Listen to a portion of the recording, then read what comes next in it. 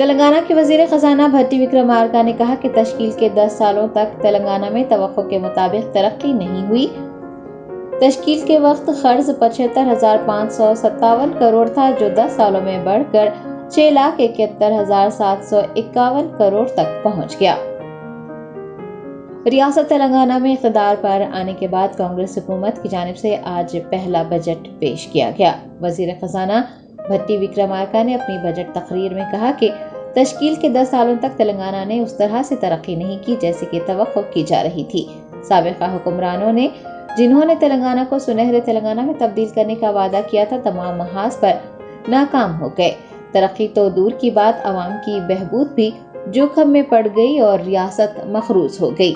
उन्होंने बताया कि रियासत की तश्कील के वक्त खर्च 75,557 करोड़ रुपये था, लेकिन 10 सालों में ये जस्त लगाकर बढ़ता रहा और 6,71,751 करोड़ तक पहुंच गया और तरक्की उस एतबार से हो ही नहीं पाई।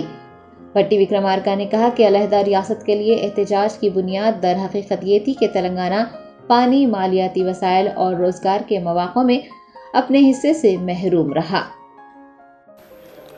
ప్రత్యేక తెలంగాణ రాష్ట్రం ఏర్పడితేనే తమ కలలు సాకారం అవుతాయని తెలంగాణ ప్రజల ప్రాణాలు సైతం ఒడ్డి సుదీర్ఘకాలం ఉద్యమించారు. ఆ ఉద్యమాల తీవ్రత వెనుకనున్న తెలంగాణ ప్రజల ఆవేదనను గుర్తించి కాంగ్రెస్ నేతృత్వంలోని యూపీఏ ప్రభుత్వం తెలంగాణ ప్రజలకు ఒక ప్రత్యేక రాష్ట్రాన్ని ఏర్పాటు చేయాలని నిర్ణయించి దానికి సంబంధించిన అన్ని లాంఛనాలను పూర్తి చేసి స్వరాష్ట్రాన్ని సాకారం చేసింది. తెలంగాణ రాష్ట్రం ఏర్పడిన తర్వాత గత దశాబ్ద కాలంలో రాష్ట్ర పురోభివృద్ధి ఆశించిన మేరకు జరగలేదు.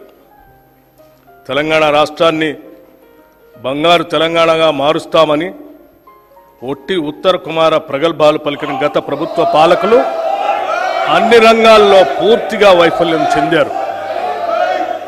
పురోభివృద్ధి అటుంచి రాష్ట్ర ప్రజల సంక్షేమం సన్నగిల్లింది, అభివృద్ధి అడుగంటింది, రాష్ట్రం అప్పుల పాలైంది.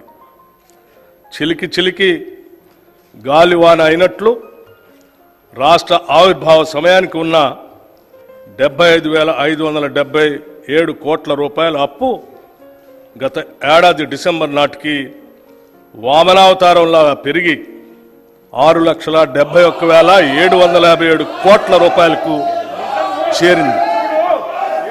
అంటే గత 10 సంవత్సరాల్లో తెలంగాణ రాష్ట్ర ప్రభుత్వ అప్పు దాదాపు 10 రెట్లు పెరిగింది.